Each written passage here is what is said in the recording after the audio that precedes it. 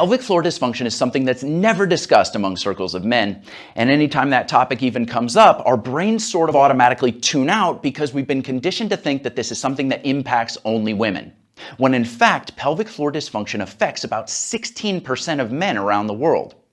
And the truth is that guys do talk about things that are directly related to pelvic floor dysfunction, oftentimes being completely unaware of the link between the two.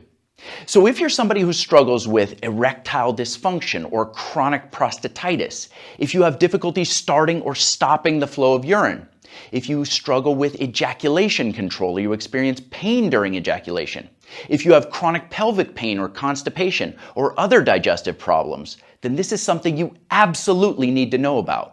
Let's get into this. In July of 2022, a group of researchers published the largest cross-sectional case-controlled study ever done examining the relationship between male pelvic floor dysfunction and chronic prostatitis and pelvic pain syndrome. These researchers looked at 90 men, about half of whom had chronic prostatitis or pelvic pain, and they used electromyography to measure the resting activity of their pelvic floor muscles.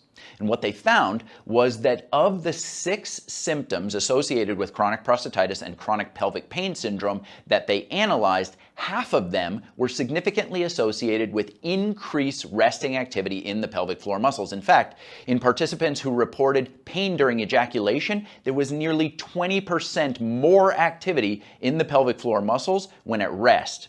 In contrast, for people not reporting that type of pain during ejaculation, there was almost no difference in the resting activity of the pelvic floor muscles. The overall conclusion from this study was that in men who don't have any prostate issues or pelvic pain, the amount of muscular activity in their pelvic floor is steady and consistent across the board, whether they're resting or whether they're active. But for guys who do have chronic prostatitis or chronic pelvic pain, the amount of activity in their pelvic floor can go way up when they're active, and it doesn't seem to come back down afterwards, suggesting an inability to relax the muscles of the pelvic floor. That is textbook pelvic floor dysfunction, and this study illustrated it beautifully. By now, you're almost certainly familiar with the foam roller. It's one of the most popular and inexpensive tools for self-massage. And these things can be incredibly effective for increasing blood flow, for relaxing tight tissues, and for decreasing the sensitivity of pain receptors throughout the body. The problem is that the size and the shape of a foam roller doesn't really lend itself to releasing the muscles of the pelvic floor, and that's where we have to start to consider other options. Now, because the pelvic floor sits here and it's surrounded by all of these bony structures, not to mention the sensitive genitalia up front, it would make it incredibly difficult to get a foam roller into that region and get an effective release on that tissue without creating, shall we say, collateral damage.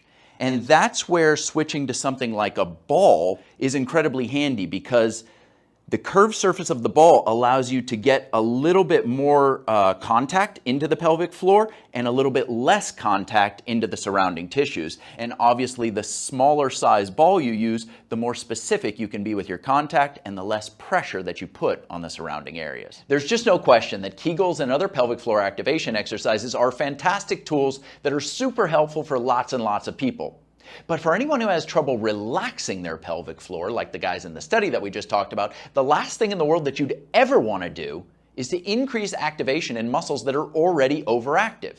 Instead, we need to be training those muscles to relax. And that's where self-massage comes in. So here I have a child size 3 soccer ball, so it's shrunk down in diameter, and it's inflated to about 80%. And what I'm going to do is place this ball underneath my rear end in a sitting position, and I'm targeting the area known as the perineum, which is about a 2-inch patch of skin between the scrotum and the anus. You may know the area as the taint. So placing this ball directly in that little spot, notice that I'm on a soft surface that can absorb some of the pressure here because we're dealing with an area of the body that can be quite sensitive. It's important to respect that. You also need to move around a little bit and make sure that you're right on that little area, the perineum only, and nothing else. You want to avoid the sit bones. You're aiming for the area in between them. And then once you get to that spot, all you need to do is breathe diaphragmatically directly into your belly and try and relax.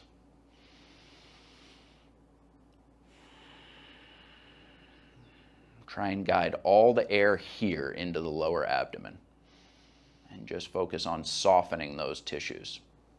Now, according to pelvic floor experts, you want to work up to the point where you're doing this release for about 3 minutes continuously, 1 time per day. But it's important, really important, that you don't start off with 3 minutes because, like I said, that area of the body can be incredibly sensitive. So oftentimes when people are first starting out with this, I'll have them start with just 15 or 20 seconds a day and call it quits.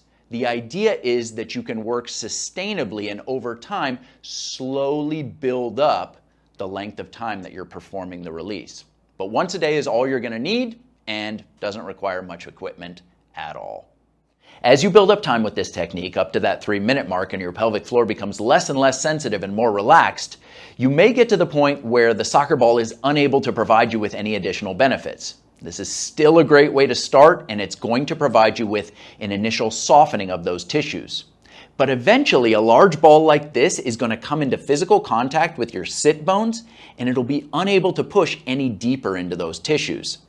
And that's where you start to consider a more specialized option like this. This is the Gooch ball, and it was developed by a friend of mine who's a pelvic floor expert. It's a soft but high-density ball that can easily support the weight of a human body, and it's never going to pop, and it's small enough to fit directly in between the sit bones. So just look at the size difference between those two balls. And that means that you can get a complete stretch and relaxation of your pelvic floor on your own at home easily. Now, you use this ball exactly the same way you use that one. You sit on top of it, position it directly underneath your perineum, focus on diaphragmatic belly breathing, and just allow those tissues to melt around the ball. But because this ball is so small, it gives you a very concentrated pressure, and because it fits between the sit bones, you're getting a much deeper stretch.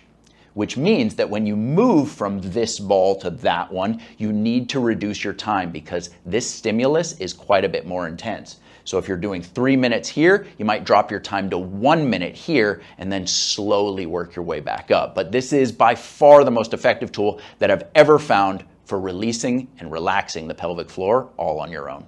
If you've been dealing with the kinds of issues that stem directly from having a pelvic floor that's too tight or unable to relax, you got to give this technique a shot. It can make a world of difference in a very short period of time. I'm going to put links for the Gooch ball in the upper right-hand corner of your screen and in the description down below this video, along with a link for that mini-sized soccer ball. I want to thank you so much for watching. Make sure to hit that thumbs up button before you head out of here, and I'll see you next time.